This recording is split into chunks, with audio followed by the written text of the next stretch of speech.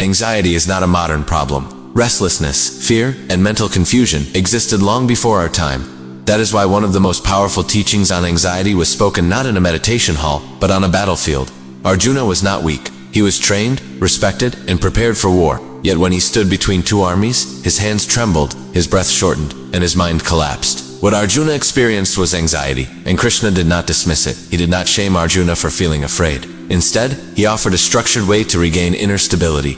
In the Bhagavad Gita, Krishna presents a three-step inner discipline that directly addresses anxiety at its root. Not motivation, not escape, but clarity. Let us understand this formula carefully. Step 1. See clearly. Distinguish the self from the mind. Krishna's first correction is subtle but foundational. Arjuna believes he is anxious. Krishna shows him that anxiety belongs to the mind, not the self. The body reacts, the mind panics, but the observer within remains untouched. Krishna explains that the true self is stable, continuous, and unaffected by passing states. Fear arises when we fully identify with thoughts, emotions, and imagined outcomes. Anxiety intensifies when the mind asks endless questions. What if I fail? What if I lose? What if this goes wrong? Krishna does not stop these thoughts by force. He simply removes their authority.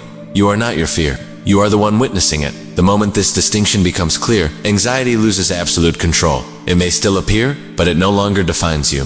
This is not denial, it is perspective. Without this first step, no solution works permanently. Step 2, act without attachment, release the burden of outcome. Once clarity is established, Krishna moves to the second cause of anxiety, attachment to results.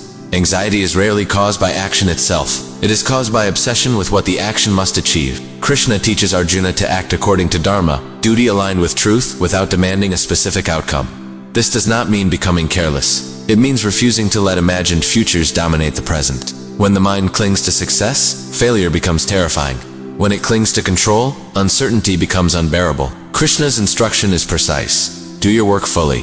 Leave the results to a higher order. This releases pressure without removing responsibility. Anxiety weakens when effort remains, but emotional overinvestment dissolves. You still act. You simply stop torturing yourself with outcomes you cannot fully control. Step 3. Surrender the ego. Trust a larger intelligence. The final step Krishna offers is often misunderstood as weakness. It is not.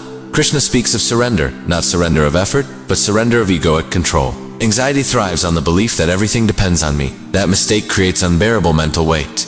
Krishna introduces trust in a larger intelligence, dharma, order, or the divine, that governs life beyond individual planning. This trust does not remove challenges. It removes loneliness in facing them. When Arjuna understands that he is not the sole carrier of the universe's outcome, his anxiety loosens its grip. Surrender here means, I will act with integrity. I will accept what follows with steadiness. This is not passivity. It is emotional balance. Why this formula still works today? Modern anxiety looks different, but its roots are identical. Over-identification with thoughts, attachment to outcomes, egoic pressure to control everything. Krishna's wisdom does not promise a life without difficulty. It offers a mind that remains steady within difficulty. Peace, in the Gita, is not escape from life. It is alignment with it. That is why Krishna's teaching has survived centuries, not as philosophy alone, but as inner technology. Anxiety fades not when life becomes predictable, but when the mind becomes grounded, and Krishna's formula does exactly that. Thank you for watching. Hare Krishna.